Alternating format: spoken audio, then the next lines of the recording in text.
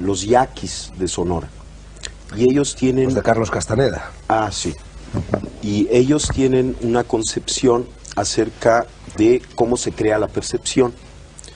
Se interesan fundamentalmente en explicar o en tratar de explicar cómo aparecen las imágenes, cómo aparecen los sonidos, cómo aparecen los diferentes niveles de la realidad.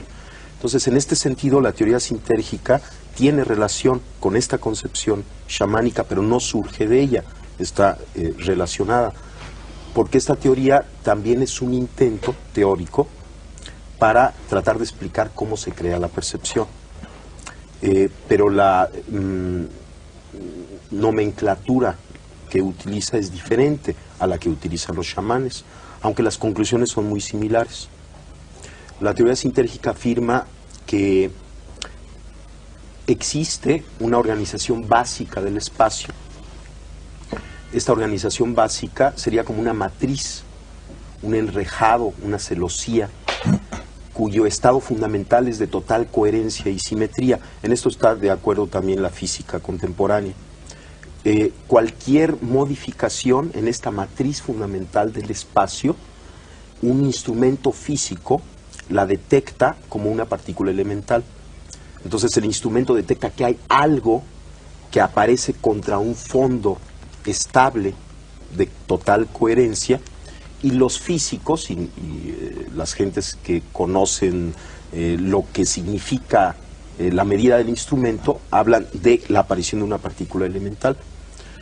La idea es que las distorsiones de la latiz, sobre todo las distorsiones complejas, son lo que podemos denominar objetos. La teoría sintérgica afirma que el cerebro humano es capaz de distorsionar la estructura de la latiz en la forma más compleja conocida en el universo. Y esta distorsión compleja de la latiz constituye la realidad perceptual. De tal forma que cada una de las actividades neuronales constituye una microdistorsión de la latiz. Y puesto que el cerebro humano contiene alrededor de entre 10.000 y 12.000 millones de elementos neuronales, cada microdistorsión, cada alteración de esta estructura básica del espacio interactúa entre sí, formando una macrodistorsión compleja, a la que la teoría le llama el campo neuronal. De tal forma que la hipótesis fundamental de la teoría sintérgica es que la percepción surge como resultado de la interacción del campo neuronal con la latiz del espacio. Existen diferentes niveles de interacción entre el campo neuronal y la latiz, y cada uno de estos niveles constituye o se asocia o se percibe como un nivel diferente de conciencia. Por ejemplo, existe la conciencia auditiva, la conciencia visual, son diferentes tipos de conciencias, y la teoría afirma que cada una de ellas está relacionada con los parámetros de esta interacción entre el campo neuronal y la latiz. Bueno, primero, no entiendo por qué alguien se toma el atributo de juzgar el entendimiento de los otros. O sea, es muy extraño. En segundo lugar, en toda creación de una teoría, para el creador de la teoría, la experiencia de la creación es un evento extraordinariamente interesante. Cuando la teoría se crea y se da como resultado final, el oyente de la teoría puede considerarla como producto de una intelectualización ajena a la experiencia. Pero toda creación de una teoría, cuando esta teoría es profunda, proviene de la experiencia. Por ejemplo, yo mencioné estos sabios indígenas que están interesados en explicar la percepción. Ellos tienen una teoría de la percepción, pero esta teoría de la percepción surge de su experiencia.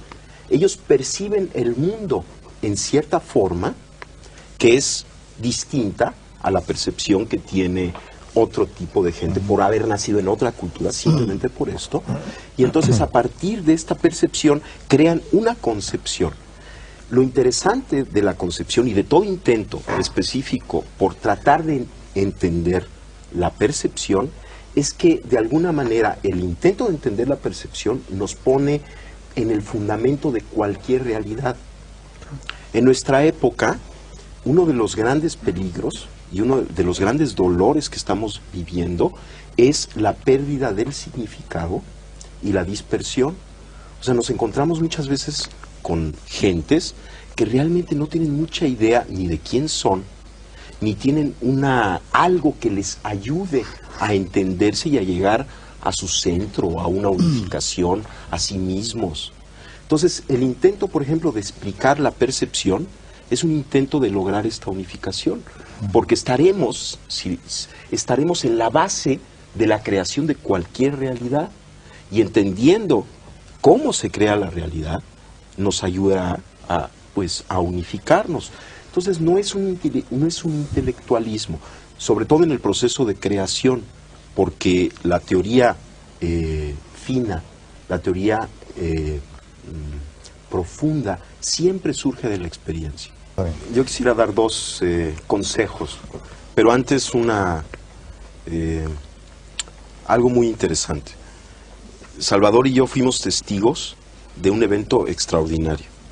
Y vamos, yo soy un científico, yo tengo un laboratorio, estudio la actividad cerebral, la fisiología cerebral, y me invitaron a conocer a esta mujer Pachita y a sus operaciones. Y lo que yo vi ahí, en principio, contradecía todo concepto y todo conocimiento que yo tenía acerca de la realidad. Y a mí lo que me enseñó esto que vi, que Salvador pues lo estaba describiendo, y que yo fui testigo también de aquello, lo que me enseñó es que yo no puedo decir cuál es el límite de la capacidad humana. A partir de esa experiencia yo no me atrevo a decir el ser humano no puede hacer esto, el cerebro tiene tal límite en su potencialidad, sino que parecería que estamos dentro de un continuo extensísimo y no conocemos cuáles son los extremos de este continuo. Ahora, los dos consejos. Los dos consejos. Uno es la risa. La risa es excelente, es una medida terapéutica extraordinaria. Inclusive hay una técnica de meditación taoísta en donde la persona, y es muy sencillo hacerlo, la persona se sienta y sonríe. Inténtenlo, sonríe con los ojos y la boca, o sea, realmente suba las comisuras de los labios, y se coloca en esta situación. Inmediatamente hay una serie de mensajes que recibe nuestro cuerpo, que recibe nuestro cerebro. En primer lugar, todo está bien.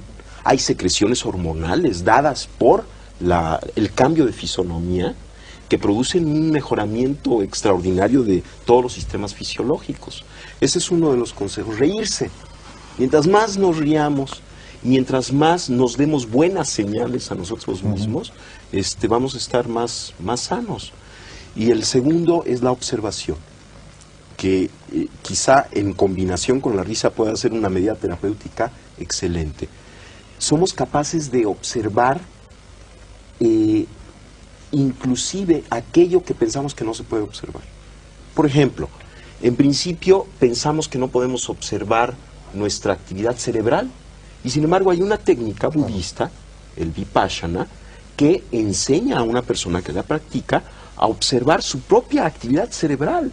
Y esta es una experiencia, sobre todo para un neurofisiólogo, extraordinaria, ¿no? El darse cuenta de que tiene un mecanismo de observación que le permite, por ejemplo, ver su propio cerebro. No solamente su propio cerebro, su actividad glandular, que le permite sentir su cuerpo parte por parte hasta lograr tener una imagen corporal unificada. Y lo que sabemos, y a partir de estas técnicas, es que el hecho de observar, por ejemplo, un tejido enfermo, un dolor, y observarlo con ecuanimidad, con calma, tiene un efecto de sanación.